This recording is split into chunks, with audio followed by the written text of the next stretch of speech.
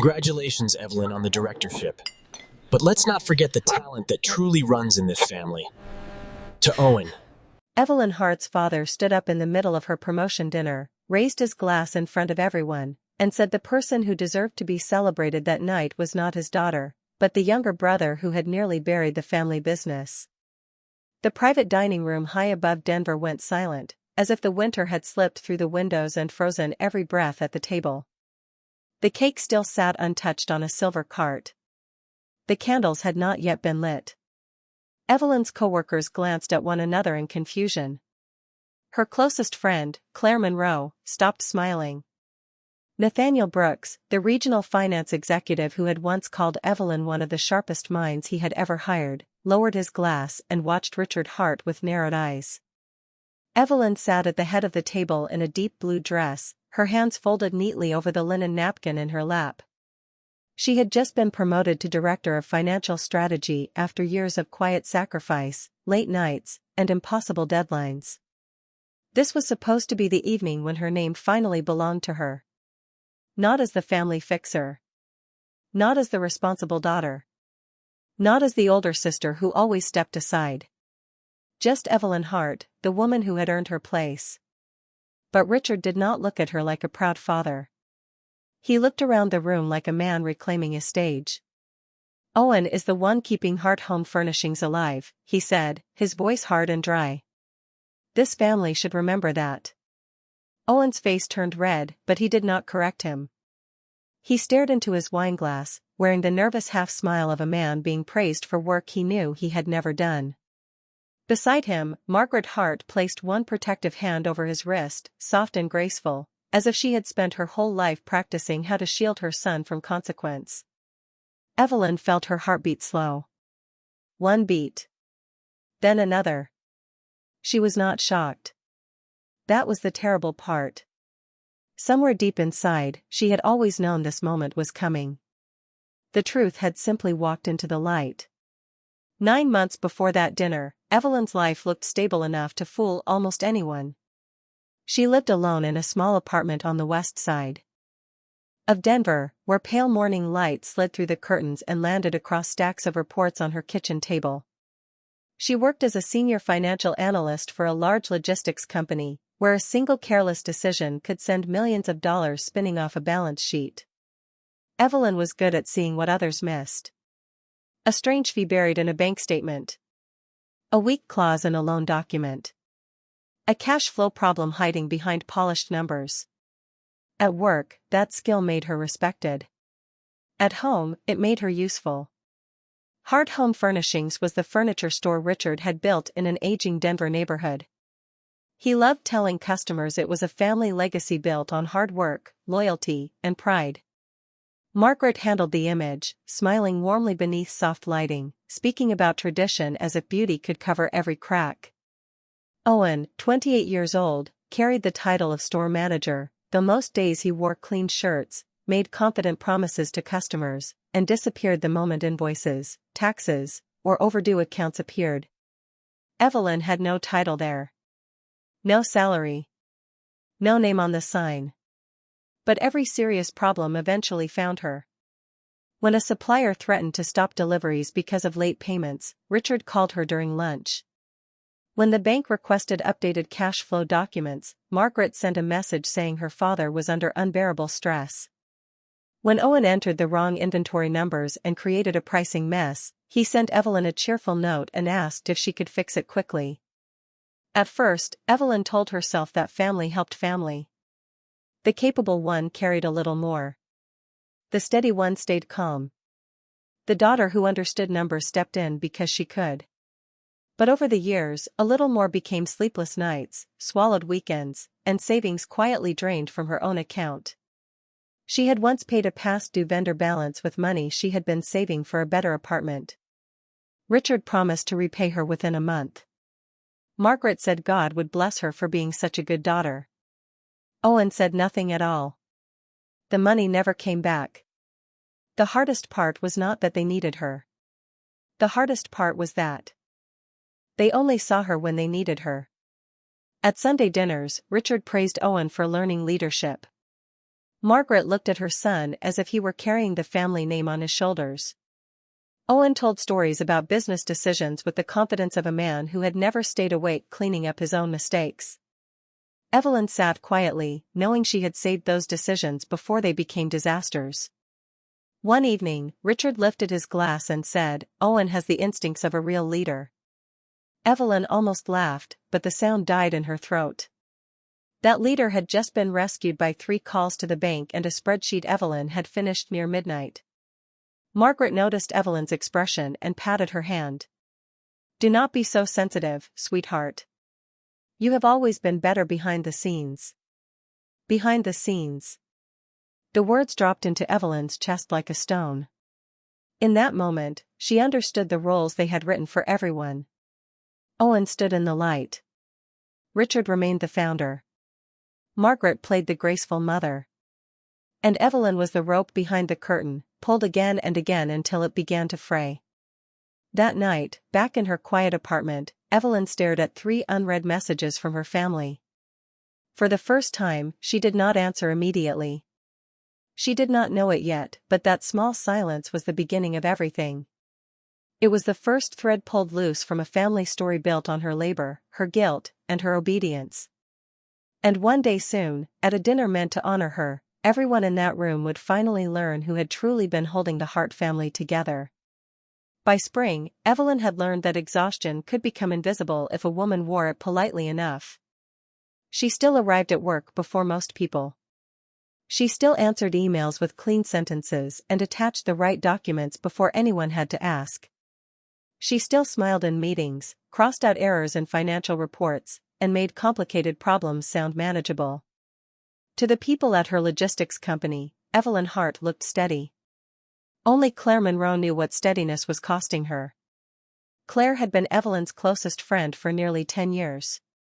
She worked in human resources, which meant she had spent years listening to people explain unfair situations in careful voices because they were still trying to protect the people hurting them. That was why she never called Evelyn dramatic. She never called Richard cruel. She never called Margaret manipulative. She said something quieter, and somehow worse. "They are consistent," Claire told her one evening. They were sitting in Evelyn's kitchen, eating takeout from cardboard containers while snow tapped softly against the window. Evelyn's laptop was open between them. On the screen was a bank form for Hart Home Furnishings.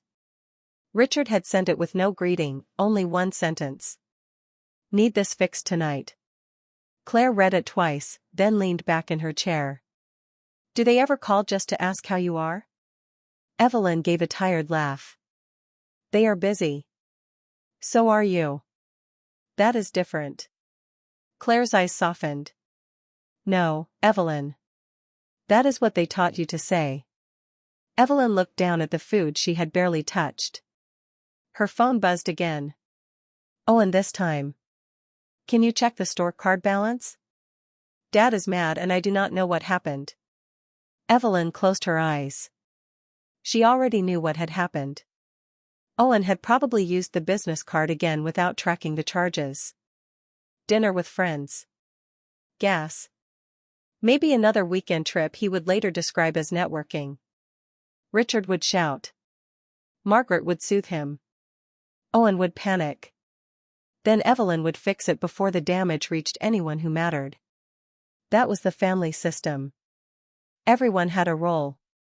Richard created pressure. Margaret wrapped the pressure in guilt. Owen created messes. Evelyn erased the evidence. The next Sunday, she drove to her parents' house carrying a folder she had promised herself she would not bring. Their home sat on a quiet street lined with old trees, the kind of house Margaret kept spotless enough to impress visitors and cold enough to make her own daughter feel like a guest. The porch light glowed warmly, but Evelyn knew warmth could be staged. Inside, Richard was already at the dining table, talking loudly about a new furniture supplier from Utah. Margaret moved in and out of the kitchen with practiced grace. Owen arrived late, smelling faintly of expensive cologne and winter air, waving one hand as if lateness were a charming habit instead of a warning sign. During dinner, Richard announced that Owen had secured a crucial vendor relationship for the store. Margaret beamed. "Your brother is finally stepping into his future." Owen grinned and lifted his glass. Evelyn stared at her plate. The crucial vendor relationship had almost collapsed 3 nights earlier because Owen had ignored 2 payment notices. Evelyn had called the supplier herself, apologized without explaining, negotiated a partial payment plan, and sent a revised schedule using money from her own emergency savings to cover the first transfer. No one mentioned that. Richard looked at Owen with pride. Leadership is about courage. Something tightened in Evelyn's chest. Courage. She thought of the money leaving her savings account. She thought of the bank password Owen could never remember. She thought of Margaret whispering, "Please, honey, your father cannot handle another disappointment." She thought of every night she had chosen their peace over her future. Then Margaret turned to Evelyn with a small smile. "You have always been good at support work, dear. Every family needs someone practical." Practical. Support work. Behind the scenes. The words gathered inside Evelyn like stones dropped into deep water. For a moment, she imagined standing up. She imagined saying that Owen had not saved the vendor account. She had. She imagined telling Richard that courage was not making speeches after someone else paid the bill. She imagined asking Margaret why only one child's dreams were allowed to matter. But old training is powerful. Evelyn only folded her napkin and said nothing. Across the table, Owen avoided her eyes. That was when she understood he knew. He knew exactly how much she had done. He knew his title rested on her silence. His shame was there for half a second, quick and pale, before comfort swallowed it again. Later that night, back in her apartment, Evelyn opened a new folder on her laptop. She named it Hart Records. One by one, she saved the bank emails, vendor notices, transfer confirmations, overdue statements, and messages asking her to fix problems that were never hers. Her hands trembled at first. Then they steadied. She was not planning revenge. Not yet. She was doing something more frightening. She was telling the truth to herself in a language no one in her family could soften, deny, or twist. Document by document, Evelyn began to see the shape of her own disappearance. And for the first time, instead of rushing to repair the damage, she wondered what would happen if she finally let the people who made the mess stand inside it alone. The opportunity Evelyn had waited years for arrived on a gray Tuesday morning, tucked inside a calendar invitation marked Executive Finance Review. At first, she only stared at it. Then she read it again. Nathaniel Brooks had added her name to a closed-door presentation with the regional leadership team. The company was preparing to create a new director of financial strategy role, a position that would oversee cost forecasting, contract exposure, vendor risk, and long-term budget planning across multiple states. It was exactly the kind of work Evelyn had been doing quietly for years. Only this time, it would have her name on it. For 3 weeks, she prepared as if she were building a bridge over deep water. She checked every number twice. She built projections for fuel costs, warehouse delays, supplier penalties, and seasonal demand shifts. She turned scattered risk points into a clean plan that could save the company millions over the next 2 years. At night, when her family called, she answered less often. When Richard sent a spreadsheet with missing rows, she replied, "You should ask your accountant." When Owen asked her to explain a bank notice, she sent him the customer service number. The silence that followed each boundary was heavy. But it was not heavier than losing herself. Claire noticed the change before Evelyn had the courage to name it. One evening, as Evelyn practiced her presentation in the living room, Claire sat on the couch and listened with a proud smile. "You sound like someone who belongs in that room," Claire said. Evelyn lowered her notes. "I keep waiting to feel guilty." "For what?" "For wanting something that is only mine." Claire's face softened. "That is not guilt, Evelyn. That is old training trying to drag you back." On the morning of the review, Evelyn woke before her alarm. Denver was still dark, the windows silvered with cold. She dressed carefully in a cream blazer and dark trousers, pinned her hair back, and stood for a moment in front of the mirror. She did not look glamorous. She looked ready. The conference room was already half full when she arrived. Nathaniel sat near the end of the table, calm as always, his pen resting beside a closed notebook. When Evelyn took her place, he gave her one small nod. It was not warm, exactly. It was better than warm. It was trust. Her presentation began smoothly. She spoke about hidden costs in regional shipping contracts, avoidable penalties, and how poor documentation could turn small delays into expensive losses. The room listened. People asked questions. Evelyn answered without reaching for her notes. For once, no part of her mind was split between her own future and someone else's emergency. Then her phone lit up. Richard Hart. She ignored it. A minute later, Margaret. Then Owen. The screen flashed again and again until it seemed to pulse against the table like a warning light. Evelyn kept speaking, but something old and frightened woke inside her. The child who had learned that peace depended on her usefulness. The daughter who had been trained to run toward panic. The sister who had been taught that Owen's mistakes were family problems, while her ambitions were personal luxuries. A message appeared from Owen. Bank is freezing the store account today. Dad says if you do not fix it, we are done. Evelyn's throat tightened. She had warned them about this notice 2 weeks earlier. She had printed instructions. She had circled the deadline. She had told Richard exactly what documents to send. He had waved her off and said she worried too much. Now his negligence had become her crisis. She looked toward Nathaniel. I need 2 minutes. The words left her mouth before wisdom could stop them. 2 minutes became 27. In the hallway, Richard did not sound scared. He sounded angry. He demanded that she call the bank immediately. Margaret cried in the background, saying this could ruin everything. Owen kept interrupting, insisting he had uploaded something, maybe the wrong thing, but he was not sure. Evelyn closed her eyes and felt the old machinery inside her begin to move. Find the error. Calm the room. Fix the mess. Disappear again. She called the bank, located the missing loan compliance form, corrected the cash flow attachment, and sent a temporary authorization letter using a template she had created months earlier. By the time she returned to the conference room, someone else was advancing through the final slides. Her moment was gone. Nathaniel said nothing during the meeting. That made it worse. Afterward, he asked her to stay behind. The others filed out, carrying folders, coffee cups, and the quiet judgment of people who had just watched her step out of her own future. Nathaniel folded his hands on the table. Evelyn, you are one of the strongest financial minds in this company, he said. But leadership requires presence. Especially when the room is counting on you. He was not cruel. He was not wrong. And that broke her heart more cleanly than anger would have. A week later, the promotion went to someone else.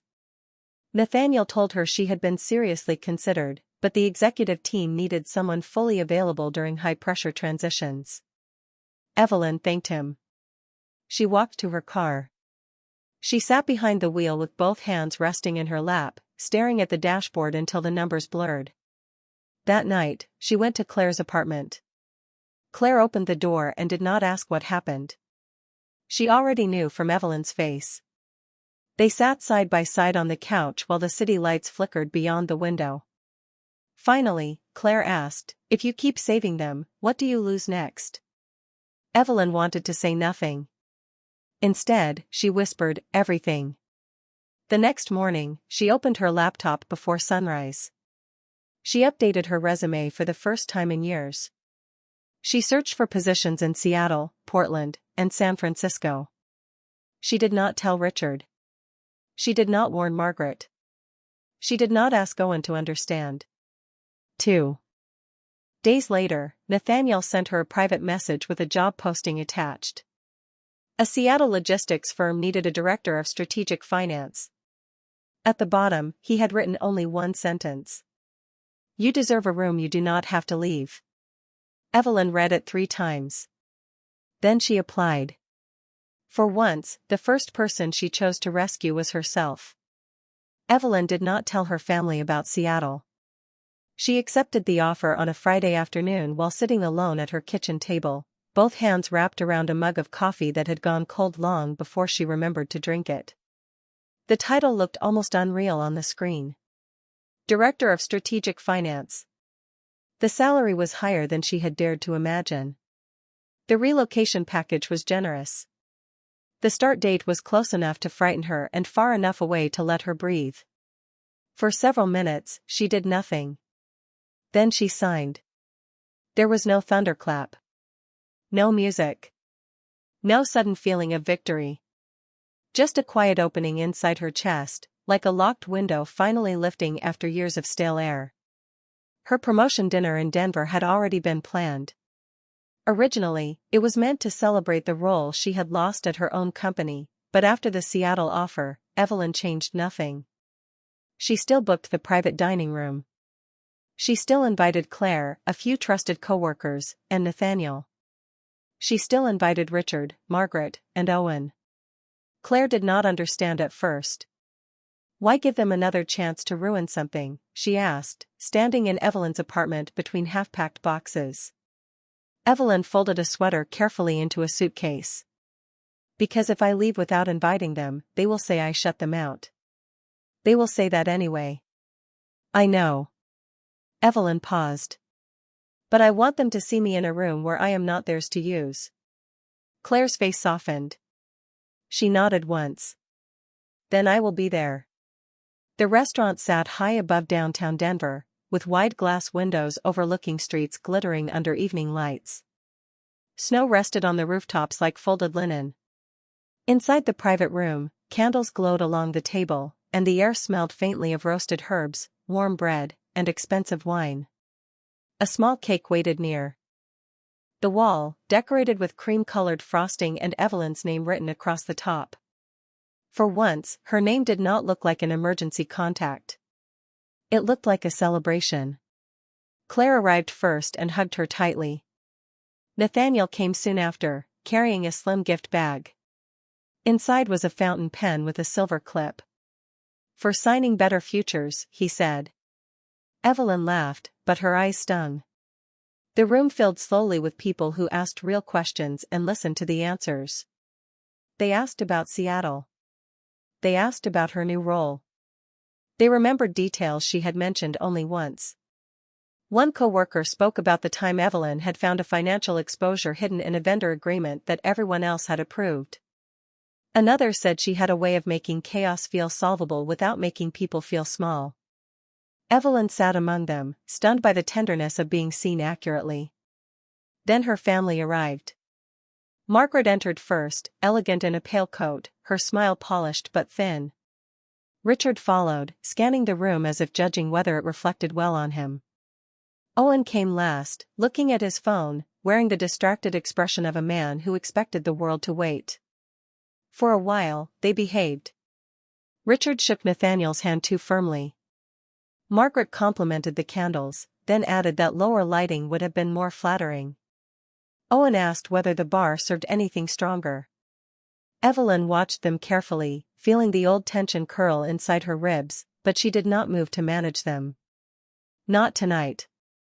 During dinner, Nathaniel stood and offered a brief toast. Evelyn has the rare gift of seeing danger before it becomes damage, he said. But more than that, she has integrity. She protects systems without losing her humanity. Seattle is lucky to have her. The words landed warmly around the table. Richard's jaw tightened. Evelyn saw it. So did Claire. Margaret tried to soften the moment by telling a story about Evelyn as a child, how she used to organize her pencils by color and correct grocery receipts before she could spell half the words on them. Her voice was sweet, but the meaning underneath was sharp. Too serious. Too difficult. Too much. Owen laughed. Honestly, Evelyn was born acting like somebody's accountant. A few people smiled politely. No one really laughed. That was when Richard pushed back his chair. The sound cut through the room.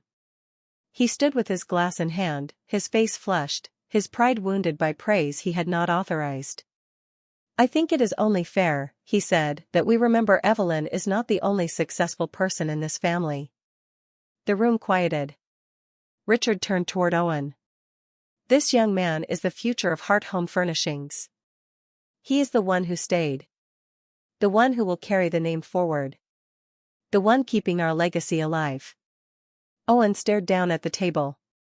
Evelyn felt something inside her settle into place.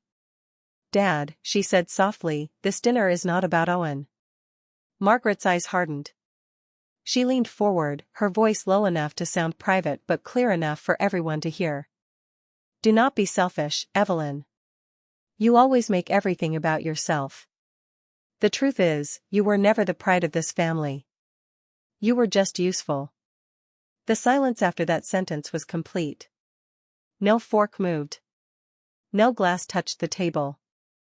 Even Richard looked briefly surprised, not because he disagreed, but because Margaret had said the quiet part aloud. For 1 second, Evelyn saw their faces clearly. Her father, angry that she had stepped beyond his control. Her mother, resentful that usefulness had begun asking for dignity. Her brother, frightened because the stage lights had turned toward the foundation beneath him. They expected tears. They expected defense. They expected the old Evelyn to clean up the room. Instead, she opened her handbag and removed a sealed envelope. She placed it on the table in front of Richard. "Inside are copies of the vendor payments I made, the bank forms I corrected, the overdue notices I handled, and the personal transfers I used to keep your store open," she said. Richard's face strained. Evelyn stood. "I am moving to Seattle. I have accepted a director position there. Starting tomorrow, none of you may use my name, my accounts, my templates, or my labor for Hart Home Furnishings again." Owen looked up quickly. "Then who is supposed to deal with the bank?" Evelyn met his eyes.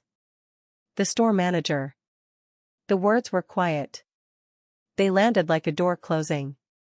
Then Evelyn picked up her coat and walked out beside Claire, leaving behind the untouched cake, the stunned guests, and a family finally standing without the woman they had mistaken for a shadow. By morning, Evelyn's phone looked like a storm had passed through it. There were missed calls from Richard, voice messages from Margaret, and a long chain of texts from Owen that began with concern and ended with panic. Evelyn sat on the edge of Claire's guest bed, wrapped in a borrowed sweater, watching the screen light up again and again. For most of her life, that sound had controlled her body. One buzz, and her stomach tightened. 2 calls, and she started preparing explanations. 3 messages, and she was already reaching for a laptop, a password, a bank form, a solution. This time, she only watched. Claire stood in the doorway with 2 mugs of coffee. She did not say, "Ignore them." She did not say, "Answer them." She had learned that healing sometimes begins when someone is allowed to choose silence without being rescued from it. Evelyn played one voicemail on speaker. Richard's voice filled the room, sharp and humiliated. "You embarrassed this family in front of strangers. We need to talk before you make this worse." Evelyn almost smiled, but it hurt too much to become laughter. He was not sorry for what had been said.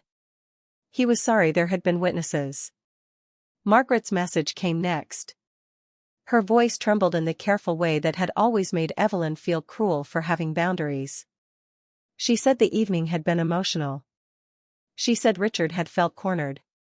She said a daughter should not punish her family over one painful misunderstanding. Misunderstanding. Evelyn looked down at her coffee. That was the word her mother chose for a sentence meant to erase 34 years of pain. Owen's messages were shorter. "Are you okay? Mom is crying. Dad is furious. Where is the bank compliance folder?" Evelyn stared at the last one the longest. Even after the dinner, even after the envelope, even after hearing their mother say she had only been useful, Owen still believed. The real crisis was access to her labor. That afternoon, Evelyn opened her laptop and wrote one email. Her hands did not shake. She addressed it to Richard, Margaret, and Owen. She stated that effective immediately, she would no longer review, correct, submit, negotiate, organize, pay, recover, explain, or manage anything connected to Hart Home Furnishings. Not loans. Not taxes. Not vendor accounts. Not overdue invoices. Not customer disputes. Not bank forms. Not passwords. Not emergency spreadsheets. If they needed help, they could hire an accountant, a lawyer, or a business consultant. She also wrote that her name was not to be used in any business communication again. She read the email twice. Then she sent it. The consequences did not arrive with thunder. They arrived like cracks spreading under paint.